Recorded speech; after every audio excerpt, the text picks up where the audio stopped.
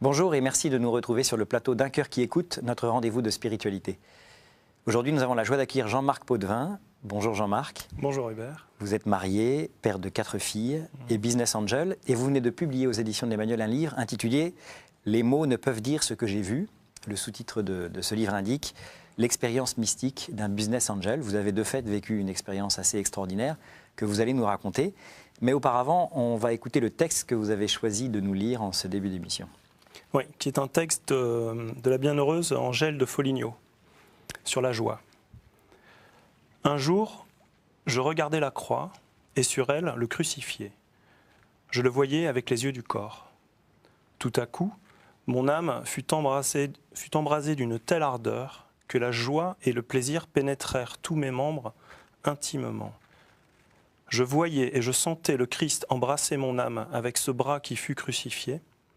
Et ma joie m'étonna, car elle sortait de mes habitudes, et au degré qu'elle m'atteignit, je ne la connaissais pas encore. Depuis cet instant, il me reste une joie et une lumière sublime dans laquelle mon âme voit le secret de notre chair en communion avec Dieu. Cette délectation de l'âme est inénarrable. Cette joie est continuelle. Cette illustration est éblouissante au-delà de tous mes éblouissements. Depuis cet instant, il m'est resté une telle certitude, une telle sécurité quant aux opérations divines qui se font en moi, que je m'étonne d'avoir autrefois connu le doute. Très beau texte de cette mystique, Angèle de Foligno. Qu'est-ce qui fait que vous avez choisi ce texte-là ? Parce qu'il exprime des choses qui sont tellement belles et que j'avais ratées dans mon ancienne vie de chrétien malcroyant. C'est-à-dire que je n'avais pas perçu cette joie, cette communion, cette sécurité, cette sérénité qu'elle exprime. Et je pense qu'on devrait redécouvrir les mystiques, notamment dans les cours de catéchisme, ou l'enseigner aux chrétiens. Parce que si je l'ai raté, peut-être d'autres l'ont raté. Alors, vous allez nous raconter justement votre parcours. Tout tourne autour d'une date fatidique, mars 2008, où vous décidez de tout plaquer. Alors, on va d'abord essayer de comprendre qu'est-ce que vous avez plaqué ce jour de mars 2008, quand vous avez décidé de partir sur le chemin de Compostelle. Vous aviez plutôt bien réussi votre vie jusqu'à présent. Vous aviez fondé avec un ami Quelcou, le site d'achat Quelcou. Puis ensuite, vous aviez revendu vos parts plusieurs millions d'euros à Yahoo. Vous étiez devenu vice-président de Yahoo Europe. Ça marchait plutôt bien pour vous. Alors racontez-nous un peu ce que vous viviez à cette époque-là. Alors, je n'étais pas exactement fondateur de Quelcou. Je suis arrivé un petit peu après sa fondation. C'était un grand bonheur pour moi au niveau professionnel parce que je suis ingénieur, donc une formation plutôt scientifique. L'arrivée d'Internet, j'étais aux États-Unis quand Internet a été inventé, et donc il y avait une certaine émulsion. Enfin, on comprenait qu'on était en train de créer une industrie nouvelle, une révolution dans la civilisation de l'homme, un peu comme l'invention de l'imprimerie, hein, c'est de même nature.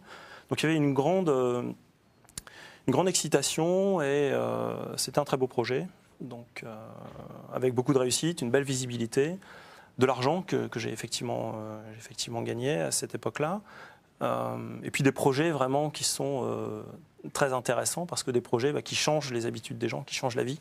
On ne vit pas aujourd'hui de la même manière avec tous ces outils qu'il y a 10 ans ou qu'il y a 20 ans. Donc ça a été un très bon moment pour moi, pour ma carrière. Et c'était international, donc je voyageais beaucoup. Il y avait des équipes un peu partout en Europe, pas mal de voyages aux États-Unis, en Asie. Donc très riche. Et pourtant, pour décrire cette vie-là, vous utilisez une expression que je trouve absolument géniale. Vous dites « J'étais devenu le hamster le plus performant de la cage ».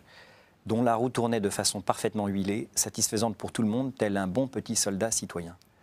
Oui, par là j'exprime que j'étais clairement dans cette course frénétique, dans cette recherche d'activité, finalement il y avait une sorte de joie aussi qui est liée à ce qu'on produit, à ce qu'on fait, mais sans comprendre où on va. C'est-à-dire que l'image du hamster dans sa roue, c'est exactement ça, c'est-à-dire qu'on s'épuise, on court vite, c'est très marrant, le hamster s'amuse dans sa cage, mais pourquoi il fait tourner sa roue ? Donc, et je pense que j'avais ça en tâche de fond et c'est devenu de plus en plus fort, de plus en plus évident qu'il manquait un sens à l'activité. Et pas le temps pour se poser la question existentielle ou des questions existentielles. Pas le temps pour se poser des questions existentielles. Et c'est une des raisons pour lesquelles j'ai un jour coupé cette activité, en disant après tout, si j'ai cette activité qui me plaît et qui me correspond, parce que je me réalise quand même par mon travail, pourquoi j'ai ces questions de sens? Est-ce que c'est le bruit, est-ce que c'est l'agitation de mon activité qui fait que je ne trouve pas la réponse à ça? Et du coup, je me suis dit qu'en débranchant la source de l'activité, c'est-à-dire qu'en plaquant mon boulot, j'allais calmer le bruit, et puis peut-être enfin être face à moi-même et savoir vraiment un petit peu ce pourquoi j'étais fait. Voilà. Et ça a eu cet effet-là, le fait vous avez pris cette décision alors, au moment de vos 40 ans ou presque, hein, vous aviez vécu deux passages un peu durs. D'abord un premier accident à l'occasion d'un voyage en Afrique, Ouais. où vous avez failli passer de vie à trépas, Ouais. ce qui a dû un petit peu déjà vous secouer et vous obliger à vous poser la question du sens de la vie, de fait. C'est sûr que rétrospectivement, j'ai passé une nuit blanche à un peu plus de 4000 mètres d'altitude en allant au Kilimandjaro, donc sur Kibo. Et cette nuit blanche était due à un œdème pulmonaire, c'est-à-dire que l'eau se remplissait dans mes poumons et normalement la fin de ça est létale, c'est-à-dire qu'on ne s'en remet pas. Donc là j'ai eu de la chance, bon ça s'est bien passé, j'explique un peu les détails dans le livre, mais du coup j'ai passé une nuit complète à méditer effectivement sur ma mort. Et la chose étonnante, c'est que je ne me sentais pas prêt. Je n'avais pas vraiment peur parce que j'étais chrétien, donc je croyais en la vie après la mort, mais surtout, il y avait un sens d'absurdité, de dire mais ma vie n'est pas finie, on a encore besoin de moi, mes enfants ont besoin de moi, et j'ai rien accompli de ma vie quelque part encore. J'ai eu des réalisations professionnelles, mais ma vie n'était pas finie. Donc c'est sûr que ça a dû influer sur ma décision, je pense. Et donc, vers 40 ans, vous plaquez votre job et vous vous mettez à vivre une vie de rêve finalement, une vie de rentier. Vous aviez suffisamment d'argent pour ne pas avoir à vous soucier du lendemain. Voilà, donc une vie Club Med. Donc je me suis mis à faire du sport, je me suis remis en forme parce que j'avais pas beaucoup. J'ai appris l'escalade avec des amis, fait de la voile, des choses comme ça. J'ai passé du temps avec ma famille. Je me suis remonté un studio de musique parce que je suis musicien, donc pour enregistrer des petits groupes de rock à la maison, etc. Donc ça m'a fait du bien au début. Et puis j'ai voulu rester connecté quand même avec mon ancien métier. Donc j'ai commencé à faire des investissements dans l'Internet. Donc d'où mon titre de Business Angel. Ça veut dire un investisseur de proximité. C'est quelqu'un qui investit dans des startups Internet donc pour aider les entrepreneurs et donner du sens à l'argent que j'avais gagné avec Quelcou dans des projets Internet.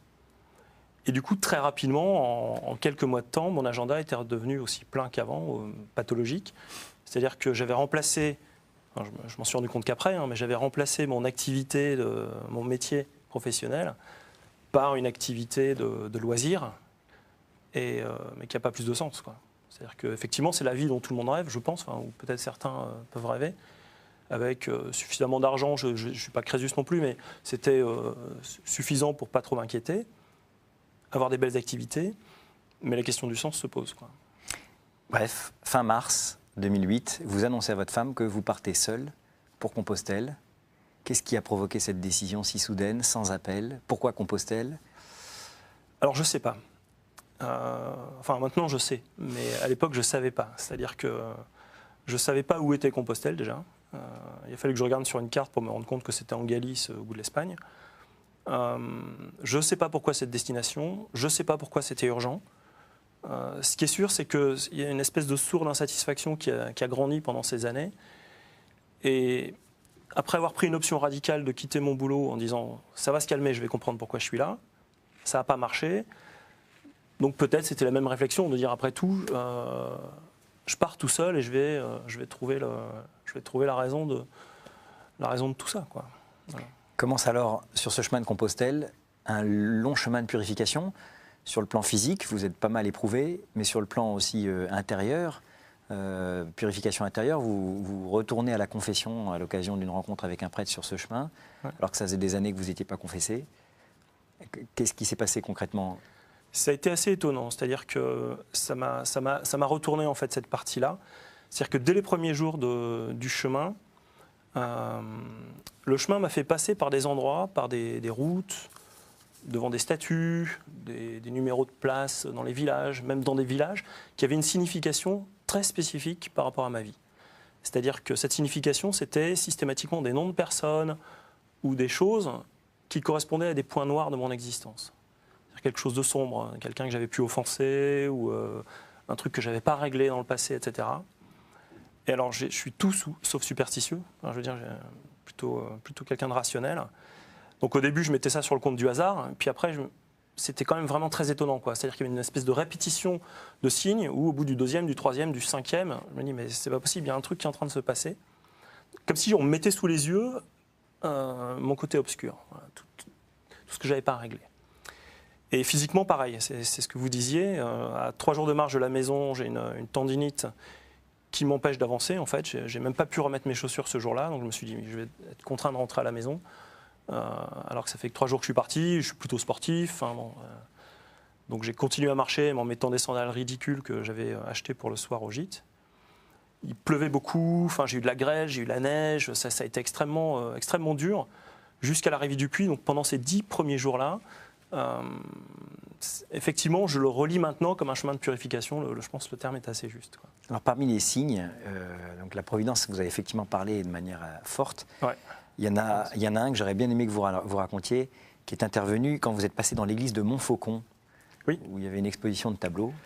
Oui, c'est-à-dire qu'à un moment donné, la Providence a même été jusqu'à utiliser des moyens assez sophistiqués pour me signifier le problème.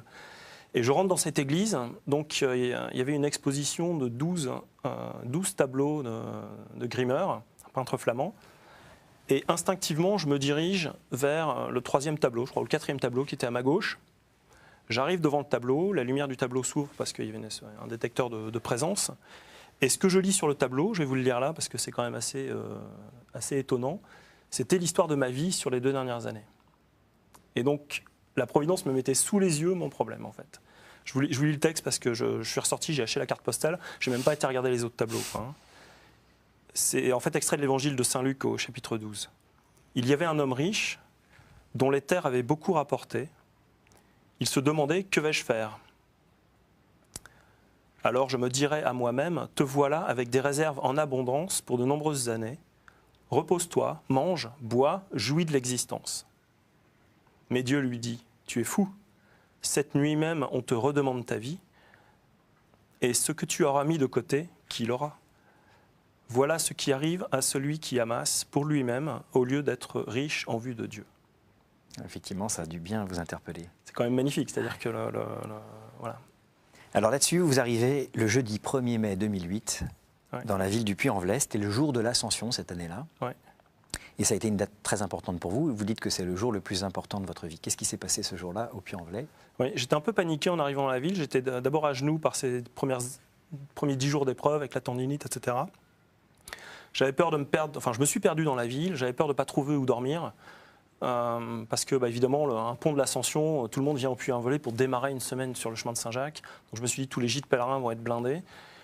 Et j'avais vu dans mon guide une espèce de petit couvent qui avait pas... Et je me dis, c'est là que je veux aller. C'est là que je veux aller.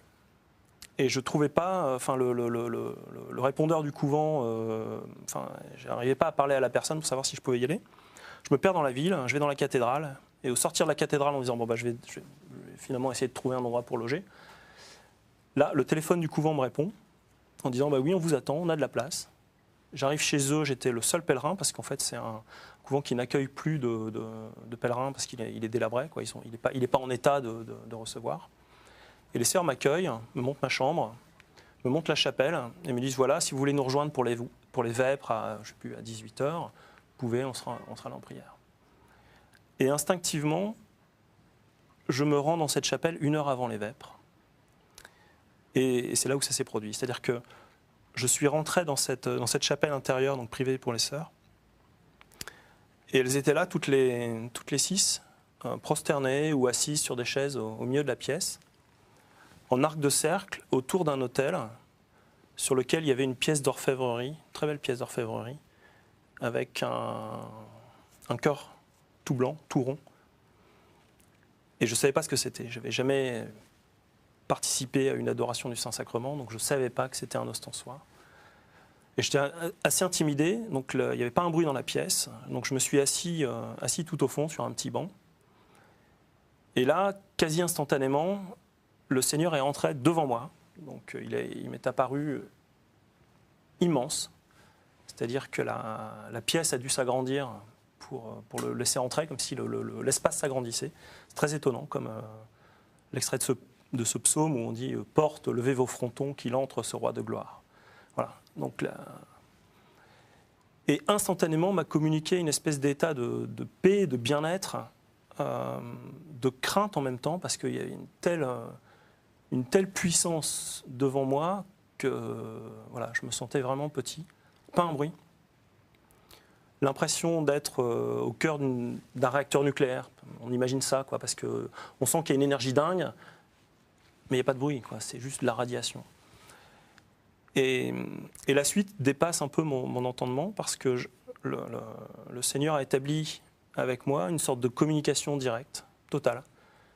Il n'est pas passé par mes yeux, par mes oreilles, par le toucher, mais il a court-circuité tous mes sens pour aller directement rentrer en communication avec moi. Et là, il m'a montré des choses, il m'a parlé,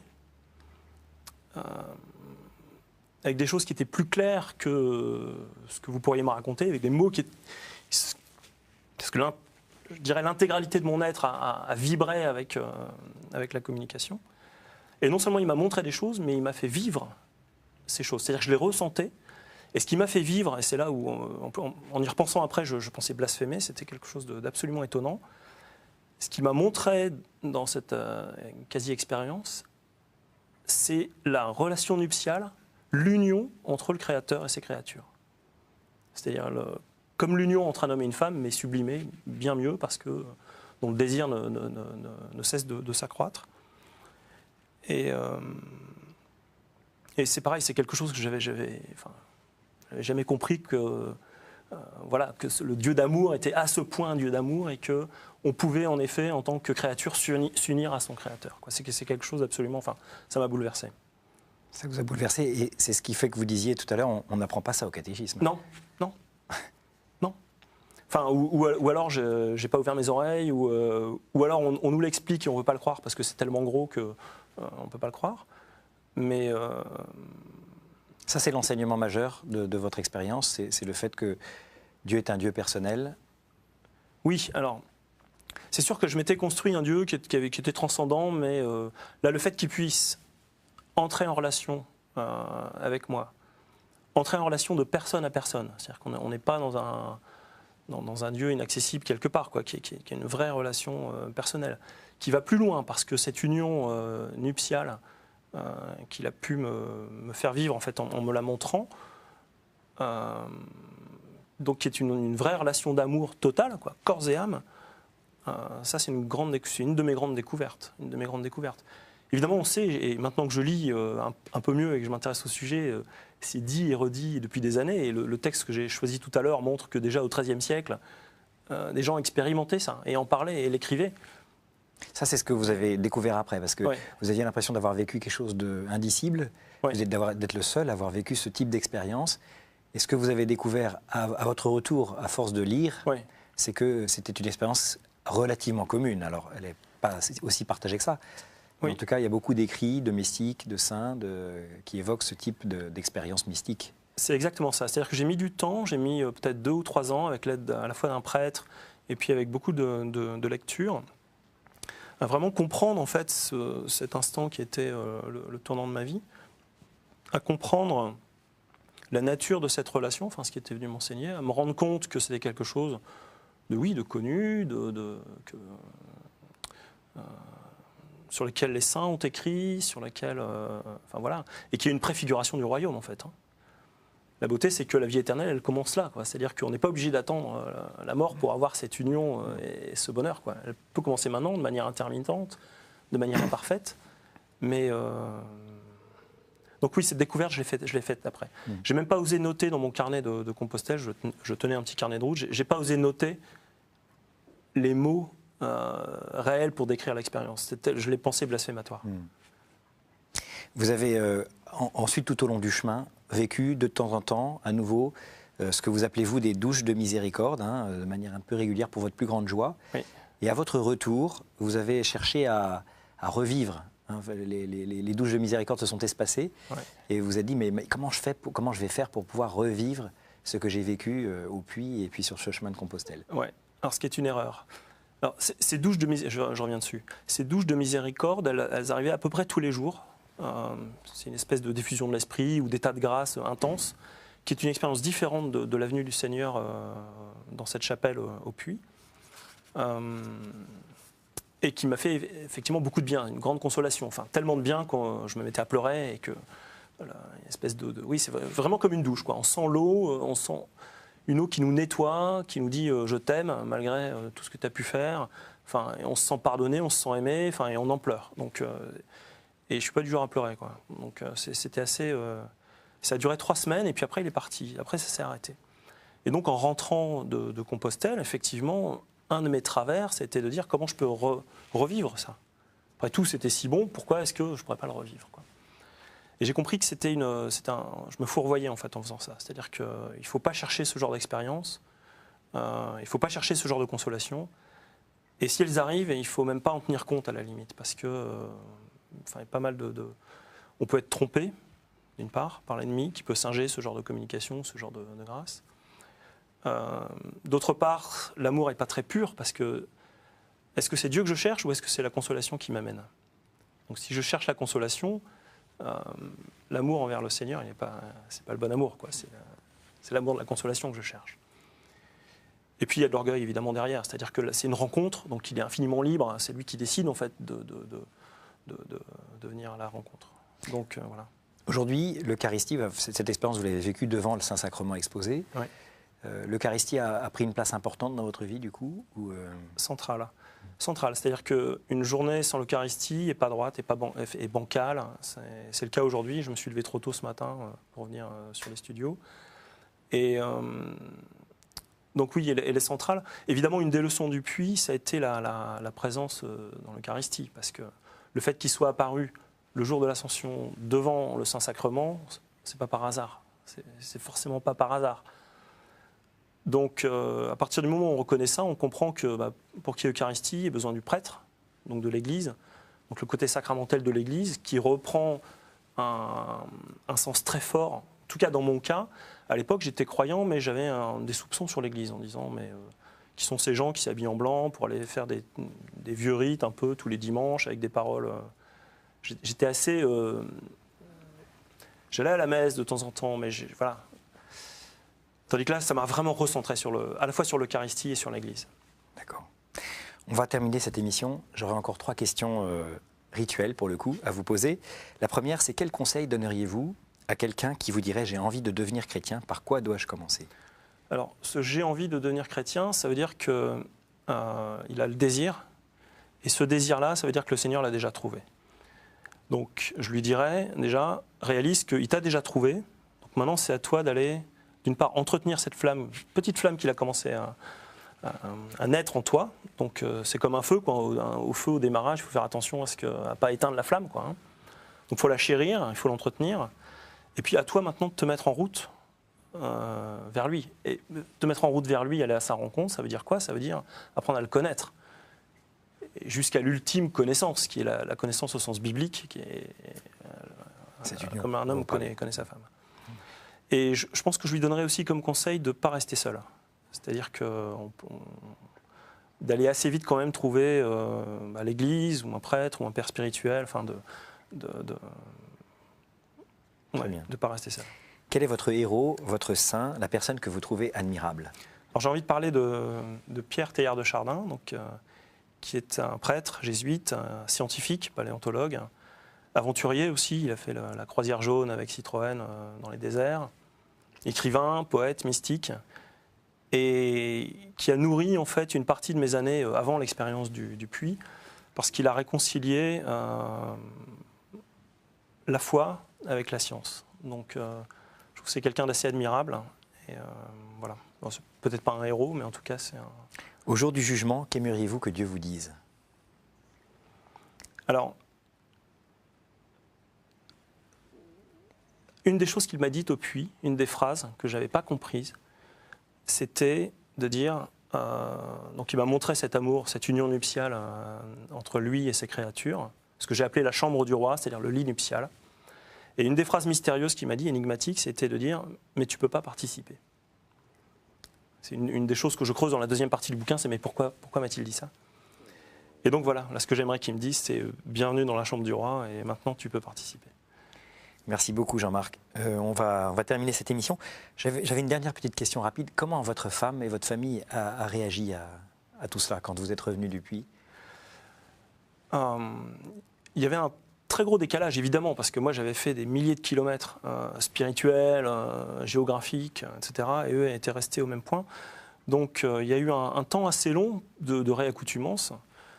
D'une part, moi j'étais complètement pris par le Seigneur, c'est-à-dire que je n'avais de cesse que de prier toute la journée et c'est très difficile de prier la liturgie des heures toute la journée ou d'aller à la messe et en même temps d'être père de famille et de travailler et de faire ce qu'il faut dans la maison. Donc on a mis du temps et voilà, ça s'est progressivement apaisé, il y a eu un chemin qui a été fait et j'espère qu'elles vont comprendre maintenant pourquoi j'étais si bizarre quand je suis rentré en lisant ce livre, parce que mes enfants ne connaissent pas encore l'histoire. Donc j'espère qu'elles vont pardonner de tout ce que j'ai pu leur faire subir. Merci beaucoup Jean-Marc. Je rappelle donc que vous venez de publier ce livre aux éditions d'Emmanuel qui s'intitule « Les mots ne peuvent dire ce que j'ai vu » et le sous-titre indique « L'expérience mystique d'un business angel ». Voilà, merci beaucoup d'être venu nous donner ce témoignage et nous nous retrouverons quant à nous la semaine prochaine pour une nouvelle émission. Merci à vous.